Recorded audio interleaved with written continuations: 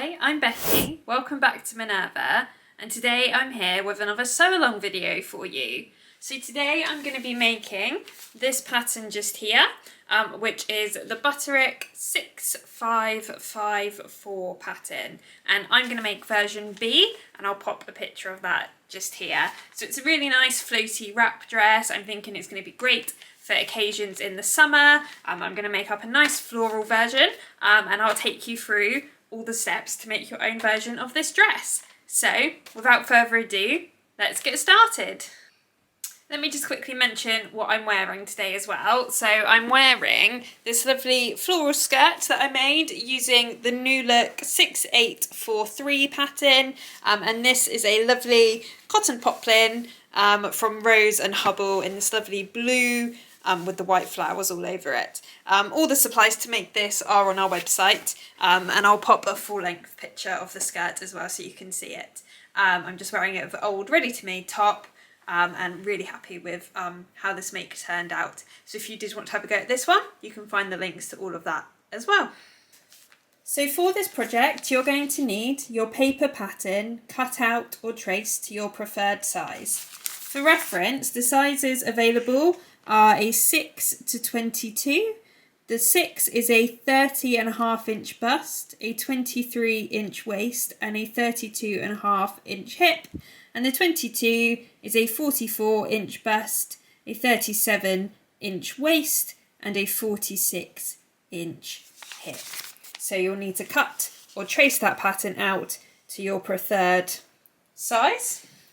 You'll need some fabric. Now this is designed for woven fabrics, and I've picked this beautiful Rayon Challis fabric from Art Gallery Fabrics in this beautiful floral print with these pinks and blues and greens. Absolutely lovely fabric to make this one up in. You'll also need some interfacing, so I've got a pack of fusible interfacing just here ready to go. You'll need some bias binding in a matching colour to your fabric. And you will also need some thread. So I've got this Gutermann Sew All polyester thread in the shade 111. As well as this, all you'll need is a basic sewing kit. All of these items will be linked down below, so you can shop them if you want to. And remember to sign up to the Minerva Craft Club in order to get 10% off all of your purchases for your first 12 months of membership. Okay, so when you're done cutting out, you should have your back bodice piece cut on the fold, 2 front bodice pieces, your front facing cut twice on your main fabric and twice on interfacing, 2 sleeve front and 2 sleeve back pieces, 1 right belt and 1 left belt piece, 2 skirt front pieces, 2 skirt back pieces, your back flounce piece cut on the fold, and 2 of your front flounce piece. So there are quite a lot of pieces involved and quite a lot of markings to transfer. So just go ahead, get everything cut out, double check you've cut all the pieces required, and double check that you have transferred all of the markings across that you need. Okay, so the first step of this project is to go ahead and apply your fusible interfacing to the wrong side of each of your front facing pieces. So the side that's bobbly on the fusible interfacing, make sure you've got that matched up to the wrong side of your fabric, and then go ahead and use an iron to apply that fusible interfacing to each of those pieces. Okay, so once you've applied your interfacing to your facing pieces, the next step is to create the darts in the front bodice pieces. So you can see just here that I have copied the dart marking from the pattern onto my fabric, and what I'm going to do then is by picking up the point of the dart, I will then fold so these 2 lines meet. And then I will pin that in place, making sure that my pins go through that line on both sides. And then I'll sew from the edge down to the point of the dart, tie a knot in the end, and then press that dart down. I have finished the other one, so I'll just show you what it looks like when it's finished. So that way, so that's what it looks like when it's finished from the front, nice and neat, and then you've got that dart there made in the back. So you need to make those darts in both of your front bodice pieces. Okay, so once our dart pieces are done, we're going to take our 2 belt pieces. I've got the shorter one here, but you can do the longer one at the same time. And you're going to fold it in half, right sides together, and then you're going to stitch that in place. Now, one end of it doesn't have any marks on it, and the other end you should have transferred some markings from your pattern onto. So I've done it in a water erasable marker pen. Just here. So the end with the markings on, you're going to leave open. And then the end without the markings on, you're going to stitch in place. So if you folded it right sides together, kind of like this, I'll press it just to help it hold its shape. You're going to start stitching at this end, all the way down the long edge, and then stop when you get to that end with the marking on. And I'll just do that on both of the tie pieces at the same time. Okay, so that is all stitched in place, and then I've just trimmed the seam allowance down all the way along and trimmed across that corner just to allow this to turn the right side out nice and easily. So in order to help me turn this the right way, right sides out, I'm going to use this handy loop turner tool. And we have these available on our website. They come in packs of 3 and they make turning loops like this, the right side out, really, really easy. I'll quickly show you how it works. So you take the blue section and you pop it. So you find your open side of your loop and pop the blue section just inside and let it slide all the way down to the other end, and then you're going to take the blunt end. So one end of this is blunt, one is pointy. So you're going to take the blunt end of the stick and pop it in, and then you just roll the fabric down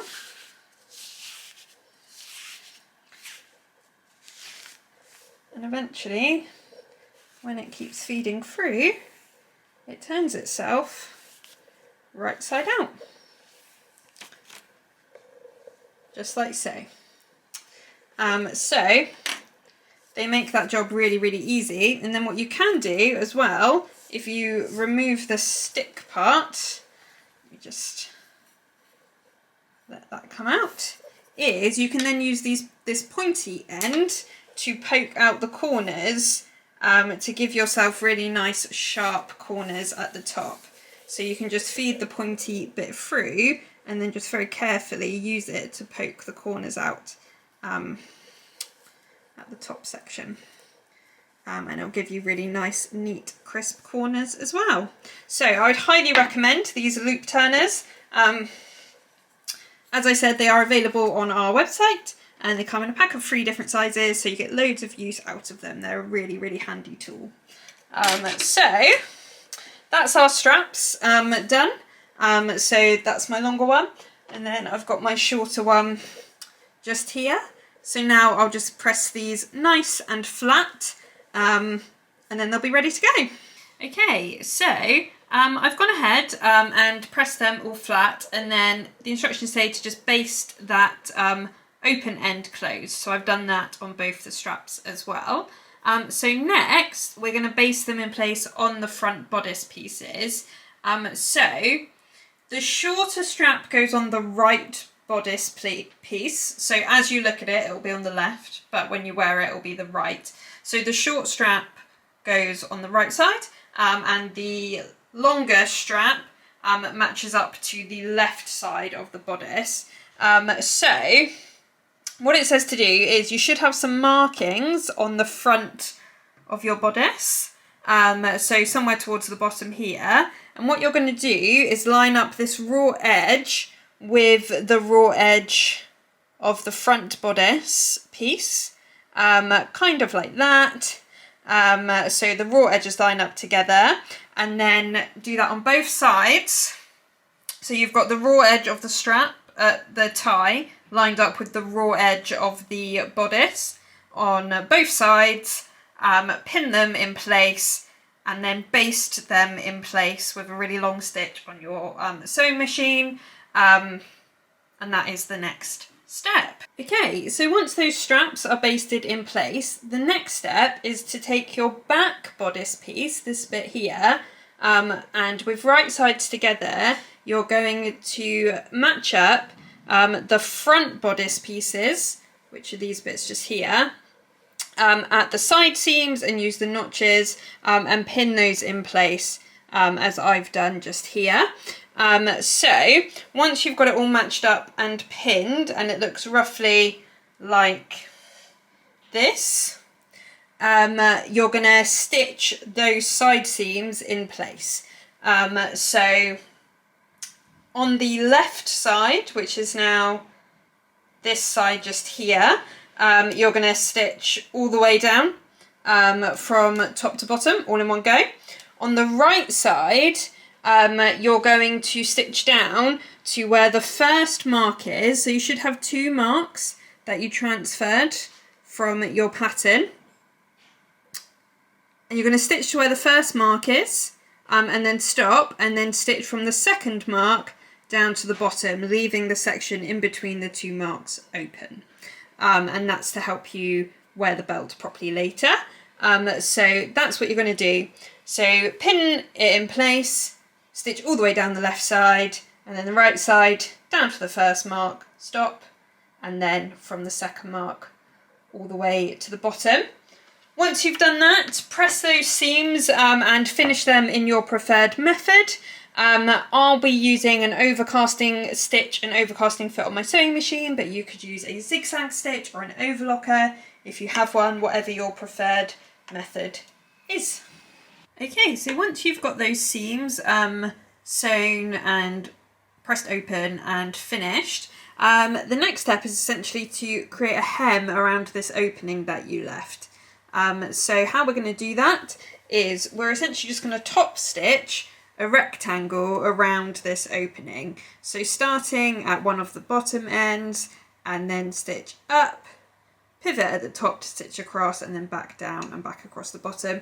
And that's just going to reinforce that area of the garment for when you're wearing and tying your belt. So go ahead and do that now. Okay, so now it's time to start constructing the sleeves. So with right sides together, you're going to take one sleeve front and one sleeve back, and with right sides together, lay one on top of the other, and then match up and stitch in place the underarm seam, which is this one just here. And do that on both of the sleeves. Okay, so once you've stitched those two bits of the sleeves together, it's time to attach them to the bodice.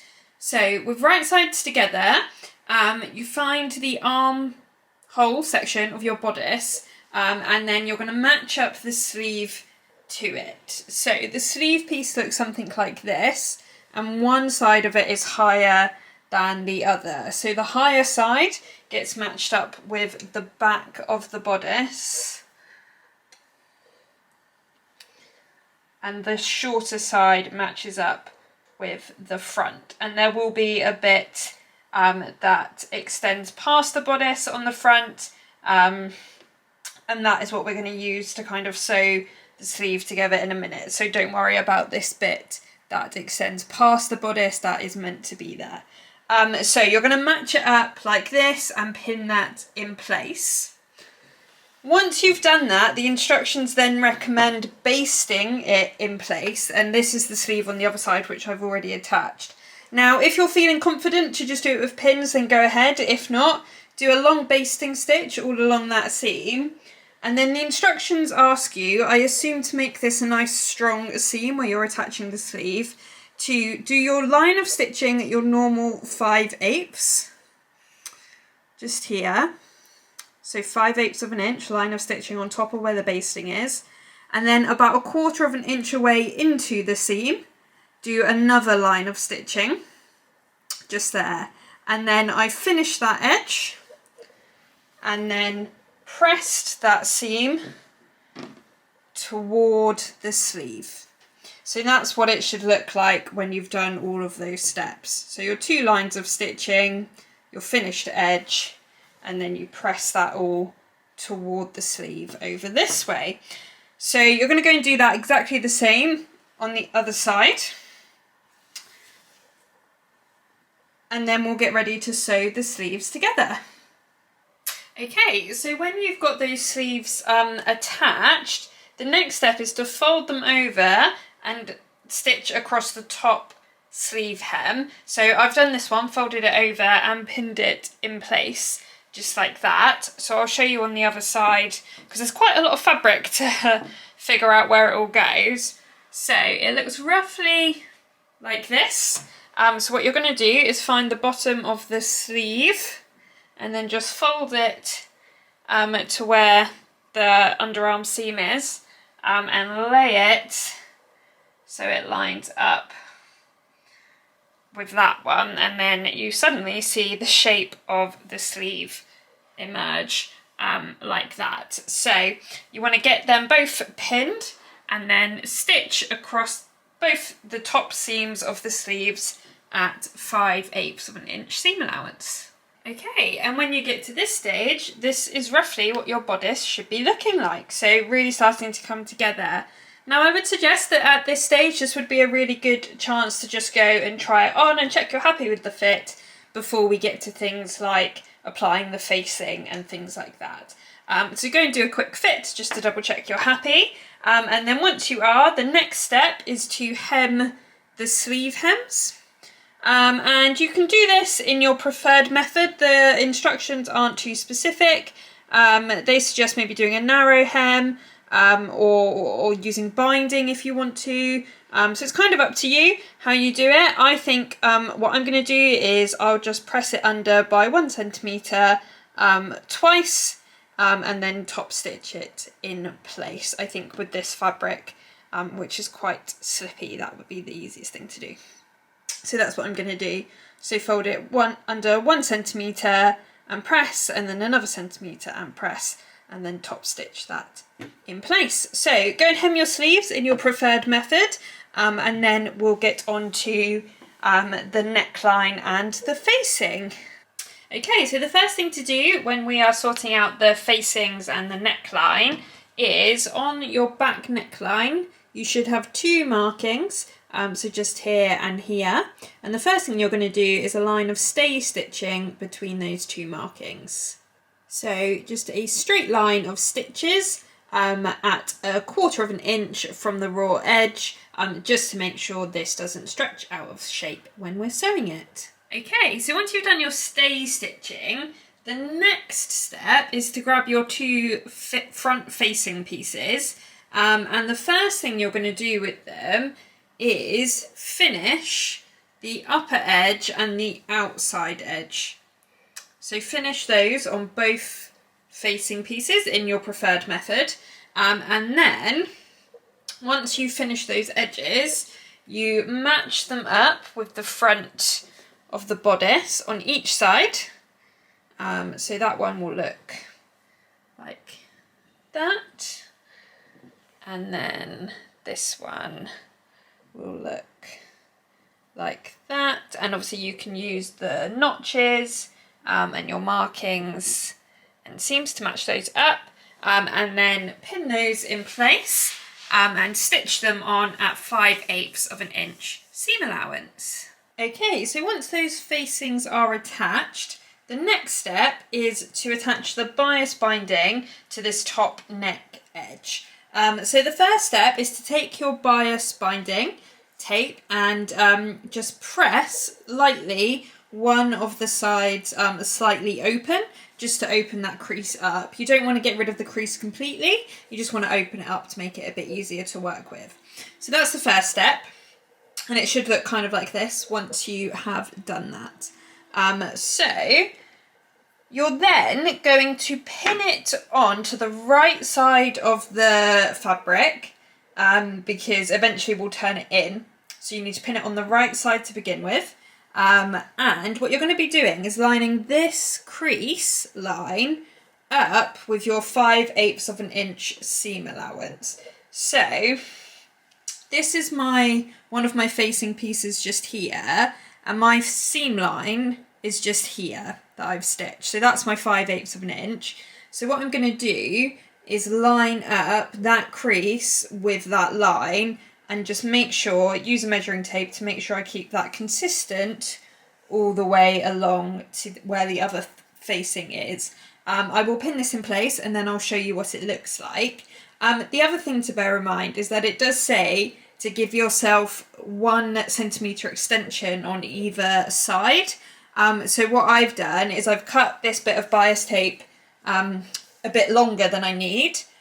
So I'll just measure that 1 centimetre extension on this side, pin it, and then measure my 1 centimetre extension on the other side, and then cut off the excess. It's always easier if you give yourself a bit more than you need, because you can always cut it down, but it's quite hard or impossible to add if you need it. So that's what I'll go and do, and I'll show you what it looks like when it's pinned on. Okay, so that's what that looks like now, all pinned in place. So I've just measured, made sure I've maintained that 5/8 of an inch line all the way across, and then I've got my 1 centimetre extensions at either end. So now I'm just going to stitch this in place on the crease. So on this crease here, stitch that in place all the way down, and then I will trim this seam allowance just here, so that it is in line with the edge of the bias tape. Okay, so the bias tape is all stitched on.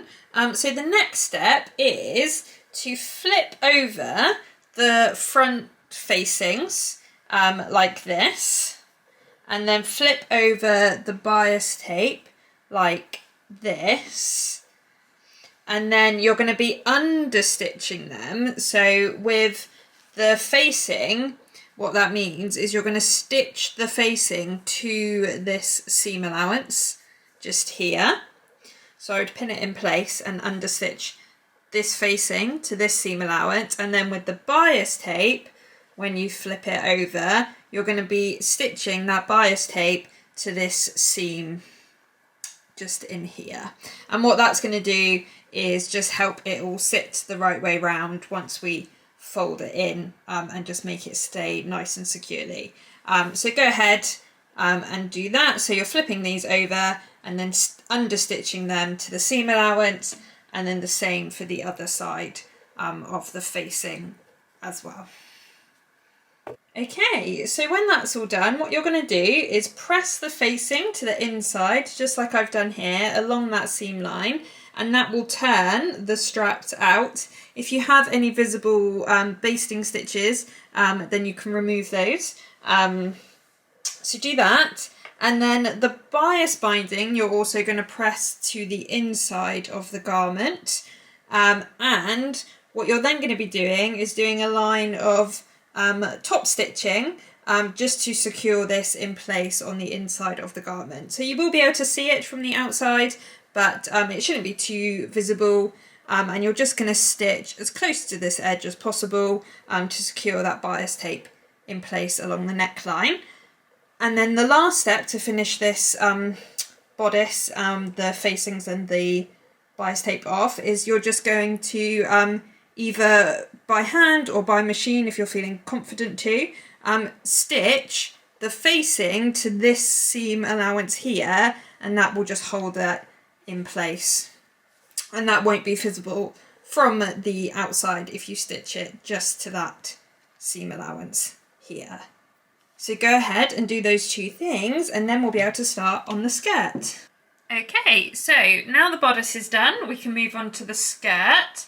So the first step of the skirt is to lay your two back pieces together with right sides together, and then stitch at the centre back seam all the way down at 5/8 of an inch seam allowance, and then finish and press that seam. Okay, so that's the back all sewn together. So the next step is to take your two front pieces and lay them over the back right sides together. Okay, so that's the back all finished. So the next step is to take your front skirt pieces and lay them over the top of the back skirt with the right sides together. So you want to match them up so they look something like this, and the two front pieces will overlap with each other, and that's because they're going to wrap around and overlap in the front. So that is what that should look like roughly when it's matched up. So then match up the side seams and pin them in place and stitch them at that 5/8 of an inch seam allowance, and then press and finish those seams as well.